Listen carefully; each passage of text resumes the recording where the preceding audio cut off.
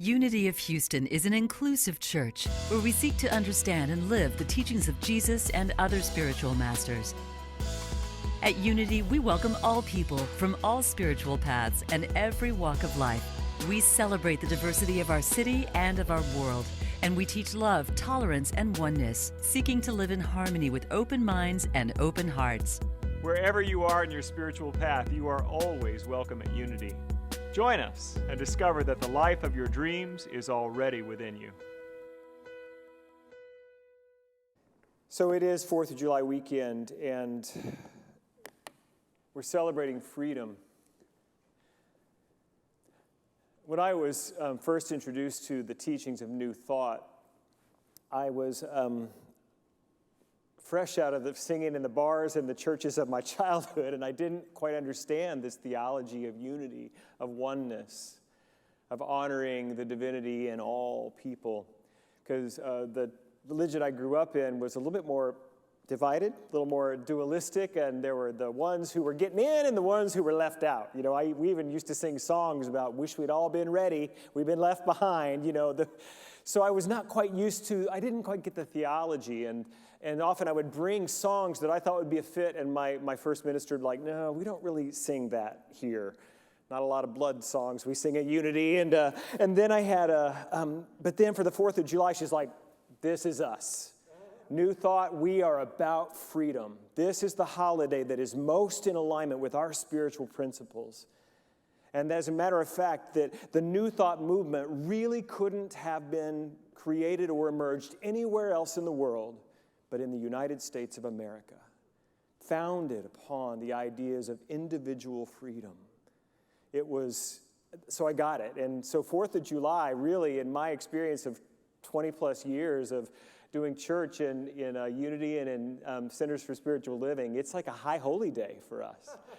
And I thought about it too. It becomes we wanted to do a summer series, and I thought, well, let's explore freedom. So we're going to start today, and we're calling this United Under God, a day of prayer and healing for our country. Do we need some prayer and healing in our country? So yes, that's where we're going to begin. But we're going to weave in, even today, individual freedom, spiritual freedom, and then we're going to move forward for 4 weeks on this. Next week I'm going to be talking about freedom in our bodies. You know, healing was foundational to the formation of Unity and New Thought. We're going to take a week off on the 19th, and we're going to have a special guest. Our senior minister emeritus, Reverend Howard Caesar, will be bringing the message. And then we're going to pick back up on this series on the 26th. We're going to be talking about freedom in mind and emotions. There's a time, can you feel the anxiety just sort of floating in the air these days?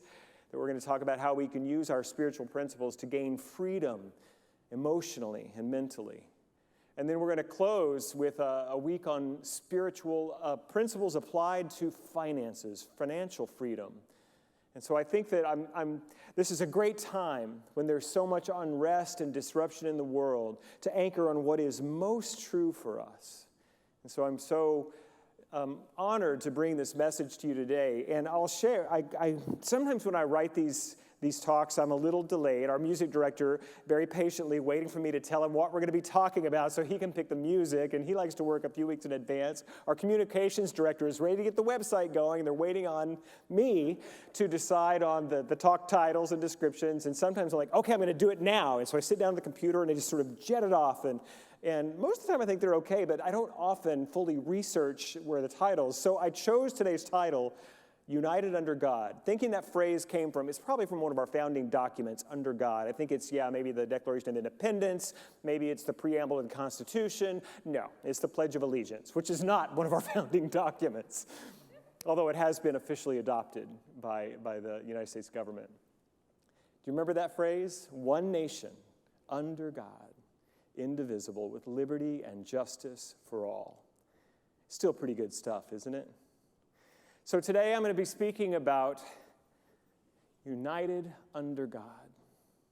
And I'm going to take it's the last half of the Pledge of Allegiance. I'm going to be talking about it in 3 ways. You know, I love a 3-point sermon. I'm not going to give that up. I'm going to begin with indivisible, what this means. And then I'm going to talk about liberty and justice for all. And then I want to close with Under God. I'm going to invite my fellow ministers to come on the stage, and we're going to do some prayer for our nation that we love so much. So indivisible. Well, actually, before I get into that, I want to read, this is from Ernest Holmes, talking about freedom and why freedom is such a fundamental understanding for us. This is on page 1 of his seminal text, The Science of Mind. He says this: "The divine plan is one of freedom. The inherent nature of man and women is ever seeking to express itself in terms of freedom, because freedom is the birthright of every living soul." And we know this, don't we? When we're not free, it doesn't feel right. We know that we are meant to be free. And so our nation was founded upon this idea that to be ruled by kings and queens is not right for our soul, that something new in the evolution of human consciousness needed to come together. And so upon these shores, the colonies rebelled. Who saw Hamilton this weekend? It's really amazing. And formed a nation based upon democratic principles and individual liberty and freedom and equality. Not perfectly. And we're still working out what those principles mean and how we evolve and grow into them. But this first word I want to talk about, indivisible. You know, there's a little history to the Pledge of Allegiance. They never really had one, and then in the Civil War, some of the Union leaders started creating pledges of allegiance to the Union. And then, in 1892, there was a man named Bellamy who created the first draft of our Pledge of Allegiance. It said this: "I pledge allegiance to my flag and the republic for which it stands, one nation, indivisible, with liberty and justice for all." And then in the 1923-24 era, it was changed a little bit. "I pledge allegiance to the flag of the United States and to the republic for which it stands." Bellamy had a vision that he would create this statement that any people around the world could use to come into an alignment with their own nation. It was meant to be used for all people who lived in a nation that believed in liberty and justice for all, that they could step into it. But in the 20s, it was really created as the American Pledge of Allegiance to our flag and the Republic. And then it was in 1954 that the United States Congress officially adopted the Pledge of Allegiance and adding the words, "under God." And so as we know it, I pledge allegiance to the flag of the United States of America and to the republic for which it stands, one nation under God, indivisible, with liberty and justice for all. It's a strange time in our country, is it not? I know that I am a patriot. I'm a very patriotic individual. I love this nation. I love the principles that it stands for. I love the freedoms. I love the ability for individuals to rise up from, rags to riches, however you want to say it. That's in our DNA as a nation. I love it. And yet I'm deeply disappointed by many of the things I'm seeing right now. I'm deeply wounded and grieving how terribly we've fallen short of our ideals. And so pledging allegiance to a flag can be difficult right now. If our country isn't living up to what we know it could and should be, it can be hard to gather that feeling of patriotism right now. And these words are designed not to divide us and not to call us into, name calling and, well, if they would act right. It's actually designed so that we can unite as a people with a common purpose and say, yes, these are the things we stand for.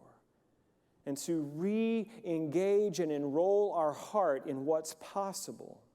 And so the word indivisible, United States. Of course, this came about at the time of the greatest division in our nation's history, the Civil War. And it was determined that at all cost, we will keep the Union together, the greatest cost imaginable. And so the indivisibility of America has been sacrosanct. It has been of highest importance. And I'm not one who believes we're headed to another civil war, but I can feel the rift and the divisions that are being everywhere displayed. And I feel that some people, even some leaders, are seeking to divide us further for political gain. And I am not going to play that game. I am not going to say, well, just because I'm your enemy, you're my enemy. No. I don't see enemies. What I see are people who have a very different vision and different ideas of how we should get where we're supposed to go. But we are united, we are indivisible. And so my call right now is to hold this country as indivisible. And rather than blaming and thinking, well, we would be all right if those people would just go away, what if instead we thought, let's invite us all back to unity. Let's invite all of us, even those who are maybe actively opposing your perspective, instead of opposing them back, give them an invitation of the heart back to indivisibility, back to unity, back to one purpose, one nation. And that's what I think we're being called to now, is to not go back into division, but come into unity, united under God. It's a powerful thing. These songs, these words. If you haven't seen Hamilton, I really encourage you. It's worth whatever, $8 a month to get Disney Plus to watch it. You can feel the power of the birth of our nation and how it's still alive in us. The second part of the pledge I would like to talk about for point number 2 is with liberty and justice for all. Liberty is just a fancy word for freedom. Liberty and justice for all. This was groundbreaking, unheard of in governmental systems, that we were to create a nation where all men are created equal. We didn't do it. Even in the beginning, it was only white men. White landowner men were really the only ones who were equal and free. But the idea was deeper than the consciousness of the founding fathers to create at the time.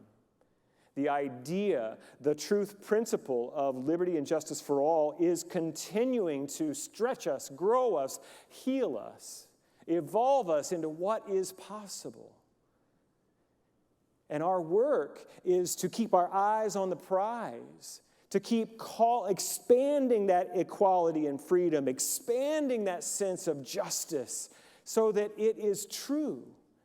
Each generation of that beautiful song that we did before the meditation, we're all called, we've been given certain freedoms and liberties. What if we use this opportunity to broaden justice and liberty for all, to welcome more and more people into a truly equal democracy?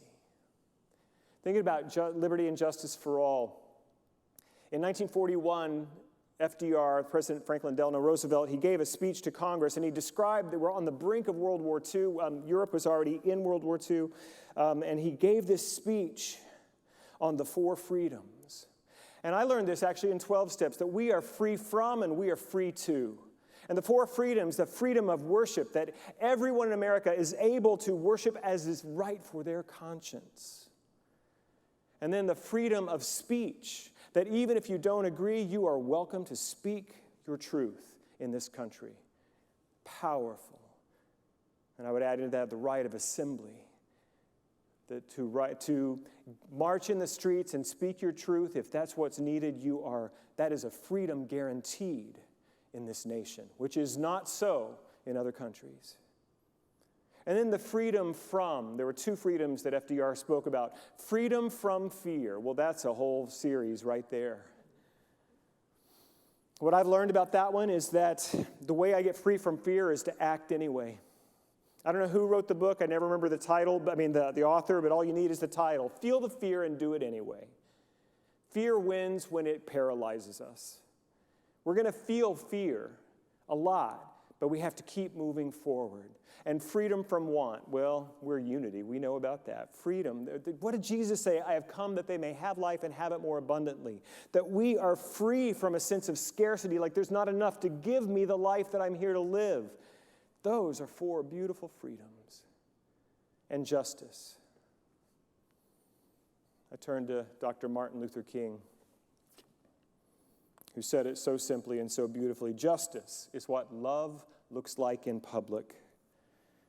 Justice is the demonstration of an eternally true spiritual principle in the way that we live together with our laws, the way that all people experience the same treatment under our laws. This whole process of justice and liberty for all is a process, an evolutionary process. We are not there yet. But what I'm asking us to do is remain indivisible and committed to these principles together in our hearts and our minds. And we, this generation, currently experiencing all we're experiencing, are the ones to carry it forward, to keep it alive and grow it and expand it. That's why we're here. The third point I want to make today is under God, which I know I got them out of order, but this one is kind of interesting. We live in a nation has a high value on separation of church and state, but there are multiple ways that can be.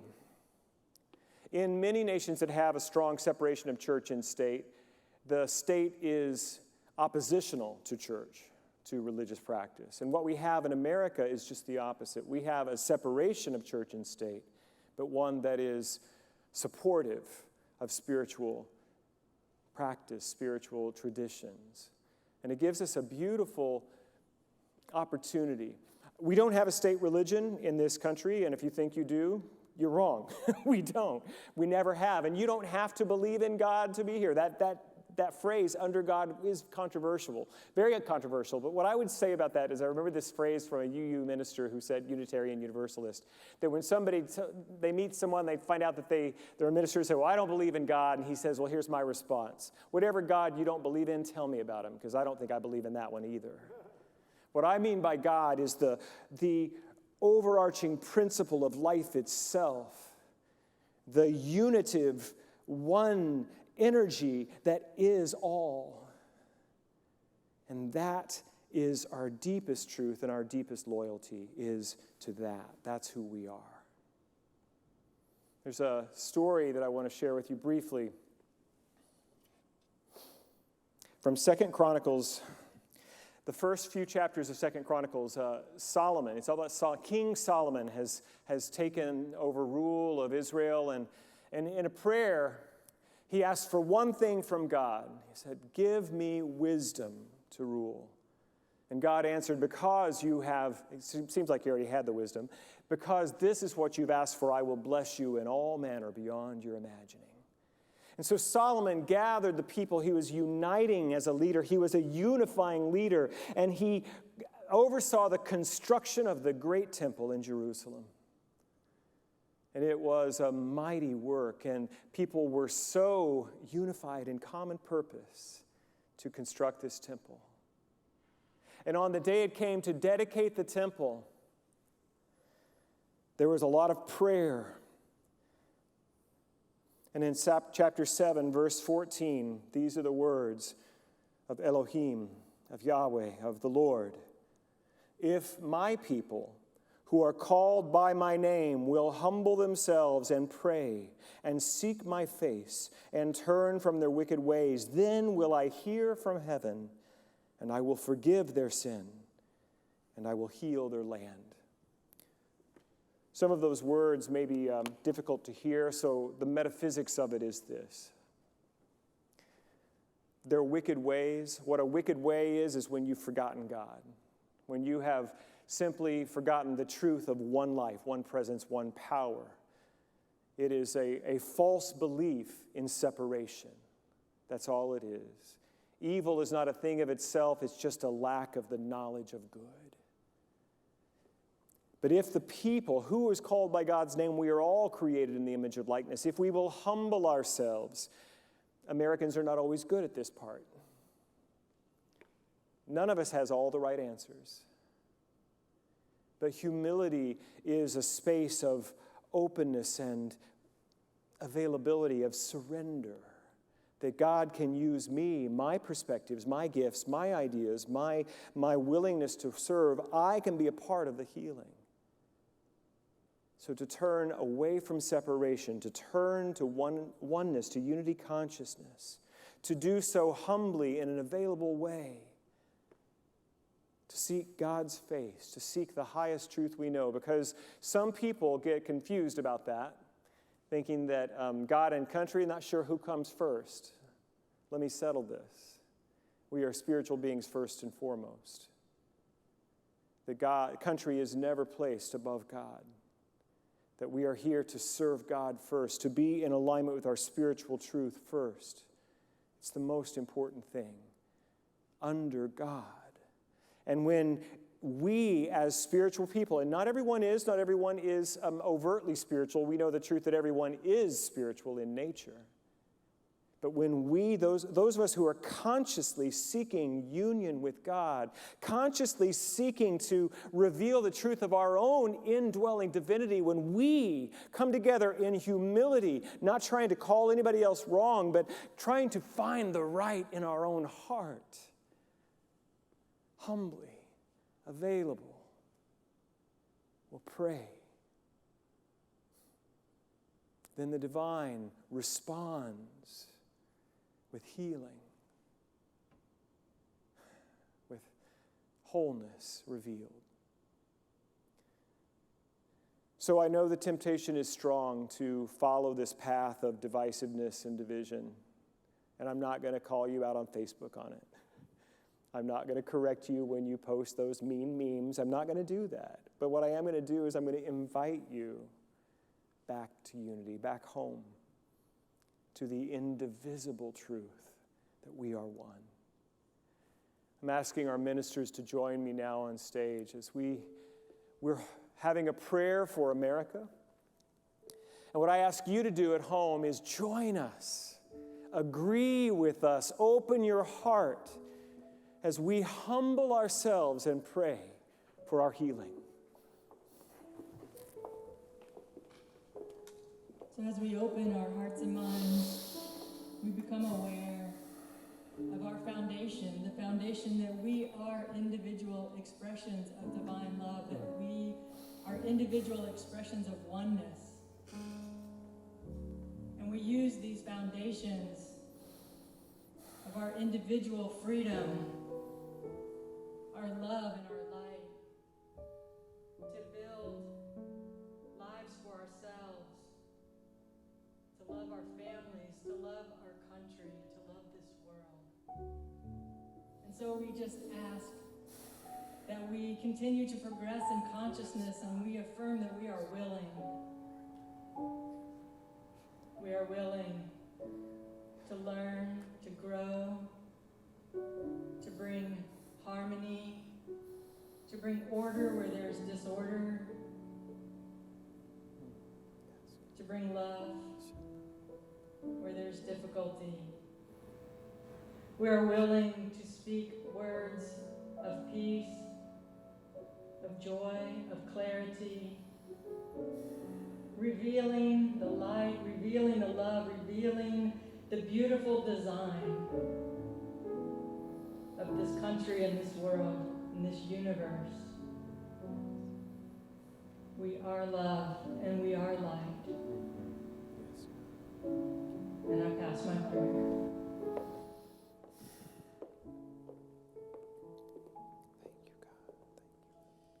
And so let us breathe in the winds that come from the 8 directions, that are filled with the sound of the ringing bells of freedom, filling our lungs, lifting our hearts. The briny waters and the fresh waters, the still pools and the falling waters, the flowing rivers and the trickling creeks, may all of the waters of this land wash us clean and purify our hearts. The roots that travel deep into the ground from the cottonwoods and the pines and all the trees and all the plants, deep down into the shared history of our past life together, in the ways in which the layers of our history are beneath our feet, that we may remember who we are and what we have come from. We open our eyes, our hearts, to the open skies that bring the healing rains, and the light of the sun that grows our food, and the moon that shines in our nights and lights it, and the stars that feed our dreams. Let us take our place upon this land, belonging to one another, one with all of life. May we make peace with our past in true contrition and build a future together, that all may prosper and all love whoever they will, in freedom and with justice for all. I pass my prayer.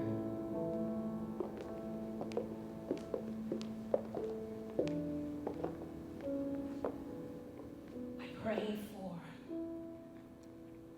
the healing of all people, of all races, of all religions, of all designations, through the power of the one heart that connects us all, that beats as one,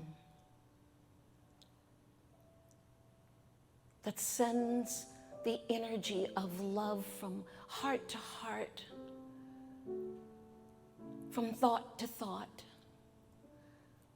healing the divisions and the anger and the hurt, the separation and the pain and the conflict, restoring us to the perfection that we were created as. For there is only one of us. I pray that we join in that oneness, in the realization of that oneness, that we may remove our eyes from what separates us and look upon what joins us at the deepest part of our being, the one heart, the heart of God, the heart of this nation, the heart of the world. And so it is, for it could not be otherwise. Amen.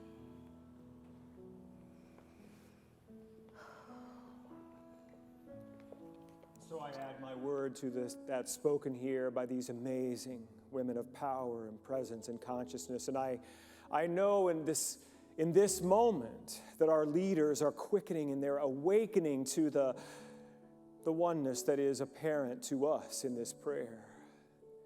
That old wounds and divisions are forgotten, and that there is an arising now of a remembrance of common humanity, common purpose, love, connection. We are one people. So to all of our elected leaders, we surround them now with the space of awakening, the space of repentance, of atonement, of making it right. To all of our spiritual leaders, we know for them that they are called at this time to lead the people in the truth of God's love. We are here. We are willing. These prayers that are spoken now, we know that they are already being acted upon by that beautiful law of cause and effect, and that we have been causative. We have thought a new thought into that law, and it is already being responded to and acted upon, and it is done. And in gratitude, we let it be. Thank you, God, and so it is. Amen. Thank you for watching this message today. I'd like to invite you to join us in person here on campus at Unity of Houston for Sunday morning or Wednesday evening services. If you can't be with us here on our campus, you can still join us live on Facebook or on our website, unityhouston.org, Sunday mornings at 11 a.m. Central.